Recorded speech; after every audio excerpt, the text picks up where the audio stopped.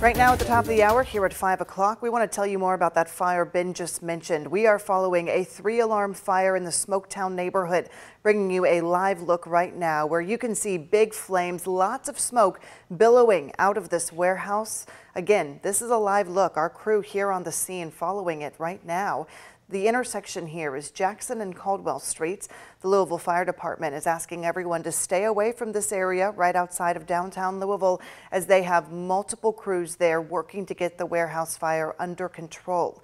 According to MetroSafe, there's no injuries reported right at this moment. They say that this building is vacant.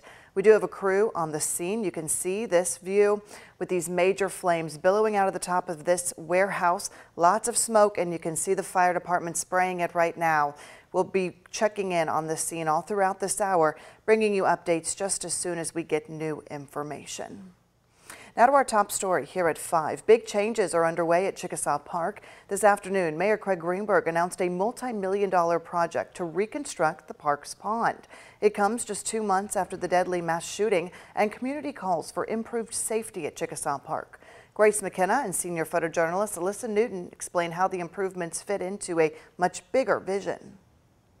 The impact of this project, from the scale to the sound, is obvious. But Mayor Greenberg said there will be other changes still to come that make just as big of an impact. Parks are meant to be places of peace. But 2 months ago, Chickasaw Park became a place of chaos. April 15th, we had our last press conference at Chickasaw Park. A mass shooting, 2 young men killed. Amid calls for change, Mayor Greenberg says the city has now fixed broken lights and will soon add new cameras. Had we had a camera in the right place, maybe we would have solved those, and the individuals who were responsible for the murders that night could be held accountable. Monday, Chickasaw Park chaotic again, this time for a welcome cause. Greenberg announced a $2.5 million plan to reconstruct the pond, adding canoe and kayak access to what he said is West Louisville's only flat water park amenity. When we were not able to go to the other parks, Chickasaw Park was created for our use. So there's a lot of history and a lot of love there. Excitement for the future shared from one leader to another. Aretha Fuqua, affectionately dubbed mayor of Chickasaw Park. I'm not going to say it if it's not the truth, first of all. And if I'm going to say it, I'm going to make sure what I say is beneficial for the whole. In the wake of the shooting, she was a voice for change. Watching and listening Monday, she imagines the day the park will be bustling. Just busy, active. You know, I see people coming into the community that normally wouldn't come to the community. Her vision is shared. This pond is just the beginning. By other park partners. I'm encouraging everyone to continue to live your life. We cannot let the few individuals that are seeking to commit violent crimes keep everyone else from living their life. It's a vision of safety. This community is worthy of equity. Everything that it's getting right now. For so many years, we've been neglected. Of peace. The project is expected to be completed in 2024. In Louisville, Grace McKenna, WHAS11 on your side. Grace, thank you very much. That project is part of the West Louisville Outdoor Recreation Initiative, which is also working on improvements right now at Shawnee Park. It has been almost 2 months since that mass shooting at Chickasaw Park. The Community Fund of Louisville has raised thousands of dollars for shooting survivors. They even held a community town hall to decide where the money should go and how it should be divided.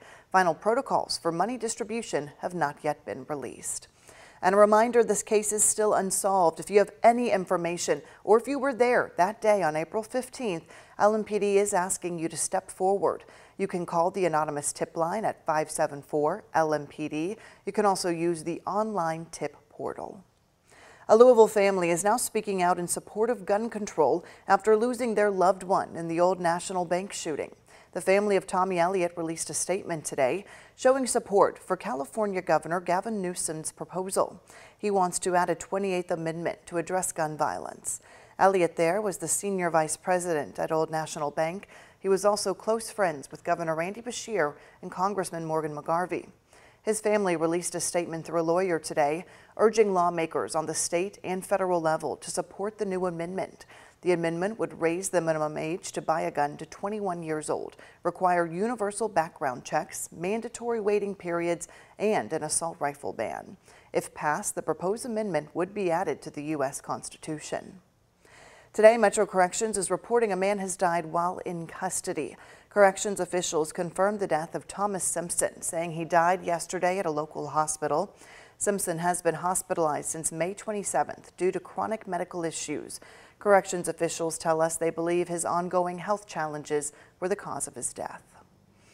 Today, convicted drunk driver Alicia McFadden was sentenced to 16 years in prison after a deadly crash involving this Louisville couple.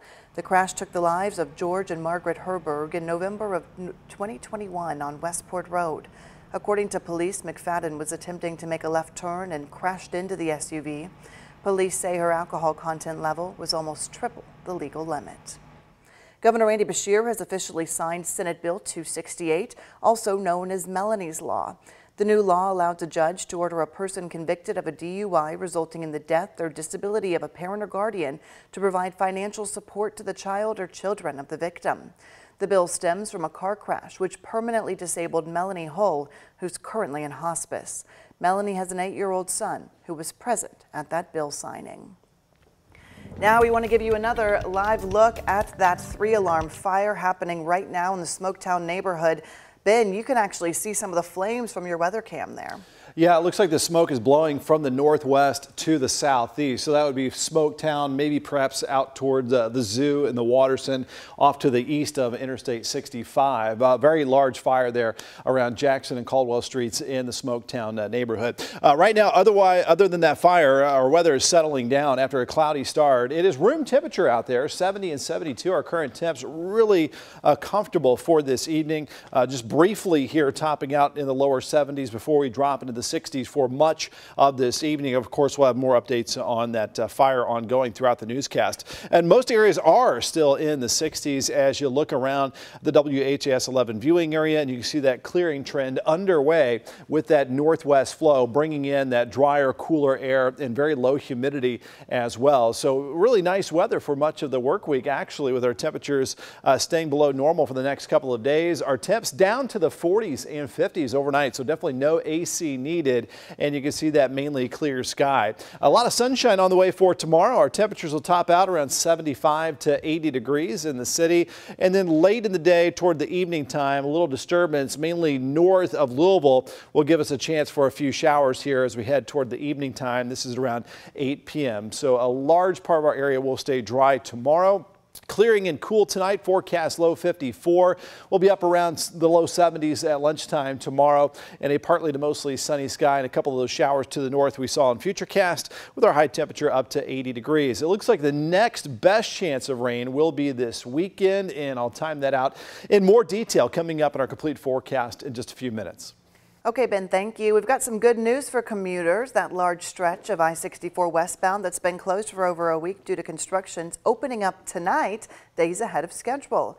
Take a look from the Sky 11 drone. This is from Friday. You can see that new pavement and fresh paint already in place.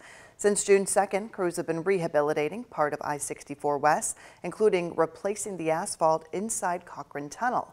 The road was supposed to be closed until Friday, but officials said crews finished that work early. All lanes again opening tonight at 8 o'clock. But don't get too excited about this one, because this means the westbound lanes are done and the eastbound work will start. Melwood, Grinstead, and Story Avenue ramps will all be closed starting on Friday. That comes at 8 o'clock Friday night. The Transportation Cabinet tells us they are estimating the project to take about 2 weeks to complete, but as we saw today, they just might finish early. And for those of you in southern Indiana, we've got traffic news that will impact you. A full weekend closure of the Sherman-Minton eastbound is scheduled for this Friday, June 16th. The eastbound lanes will be closed from 10 p.m. this Friday until 5 a.m. Monday morning. During the closure, the eastbound I64 entrance ramp from West Spring Street will also be closed. The Sherman-Minton Renewal Project says the full closure will allow workers to diamond grind the eastbound bridges and remove temporary support brackets.